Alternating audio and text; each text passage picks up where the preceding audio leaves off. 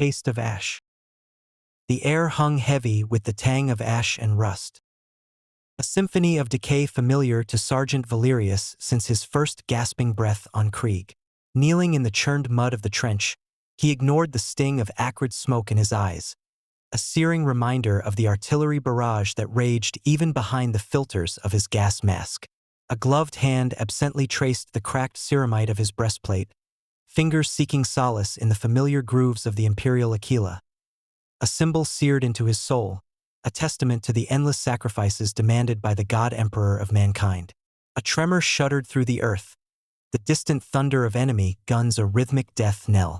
Valerius remained unmoved, born amidst endless war, raised in the shadow of hive cities that clawed towards a smog-choked sky.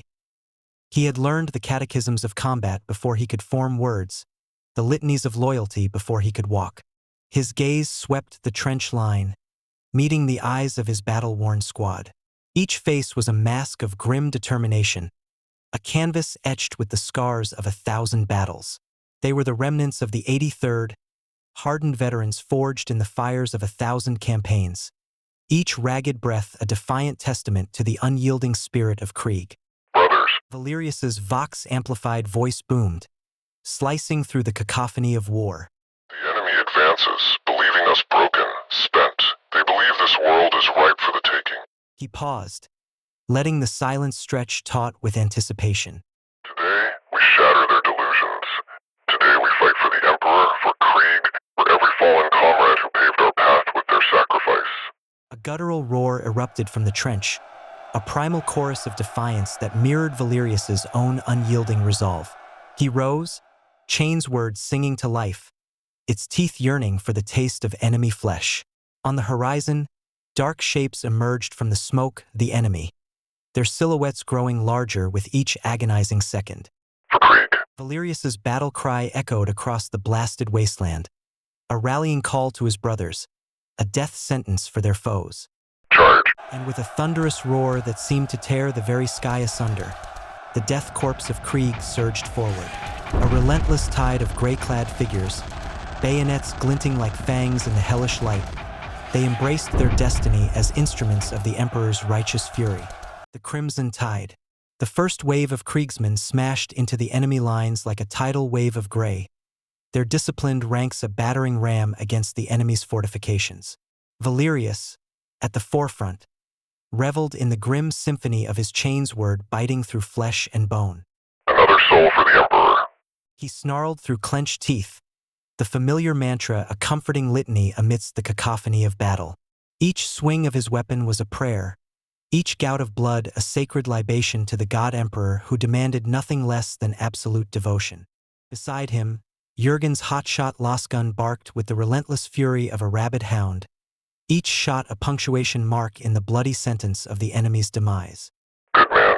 Valerius grunted, a flicker of pride momentarily thawing the cold steel of his heart. But pride was a fleeting luxury amidst the swirling maelstrom of violence.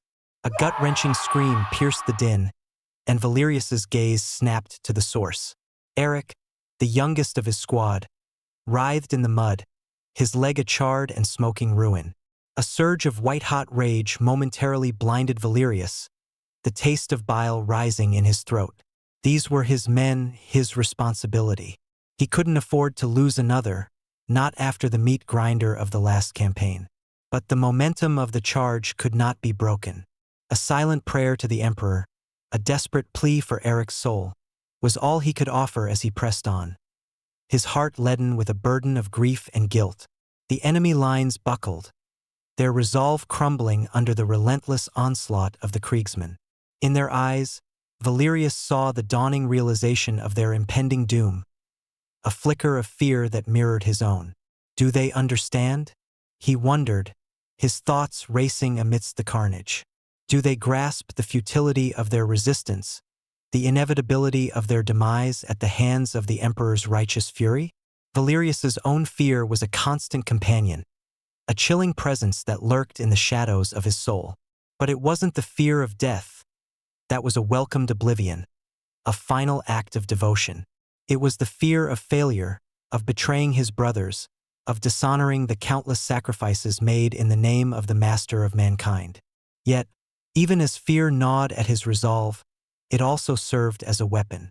It sharpened his senses, fueled his aggression, and drove him forward with unyielding determination. It was the fear that whispered in his ear, urging him onward. Fight on, survive, conquer, for the Emperor, for Krieg. With a roar that echoed the fury of his ancestors, Valerius plunged deeper into the fray. His chain's word became a whirlwind of death, his every blow a testament to the indomitable spirit of Krieg. The enemy fell before him like wheat before the scythe, their cries of terror a haunting chorus to the Emperor's righteous wrath.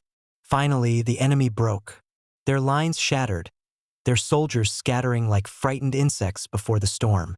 Valerius allowed himself a fleeting moment of grim satisfaction, a bitter taste of victory.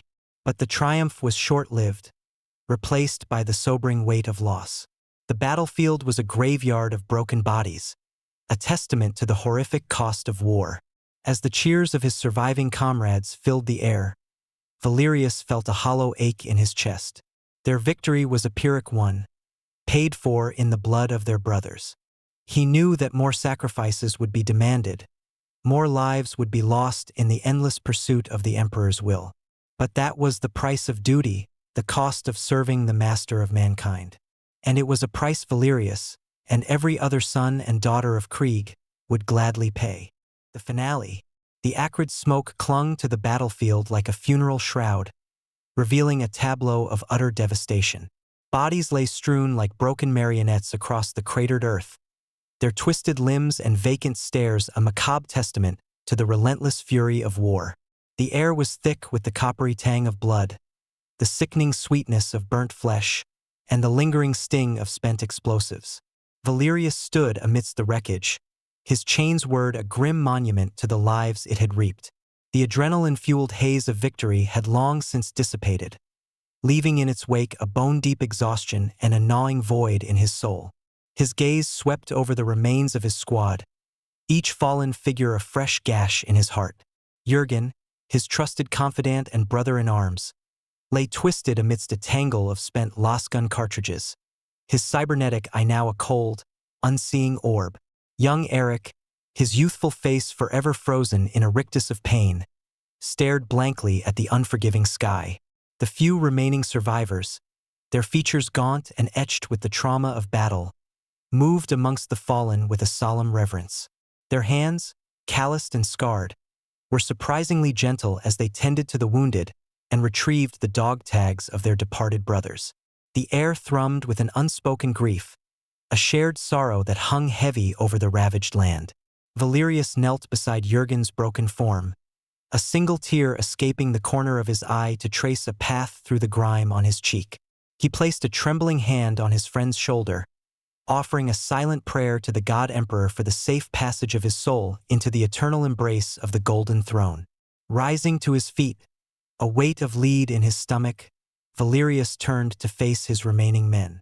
Brothers, He croaked, his voice raw with emotion yet unwavering in its resolve. we have won this day, but the war rages on. Our duty remains. We will grieve for our fallen, but we will not falter.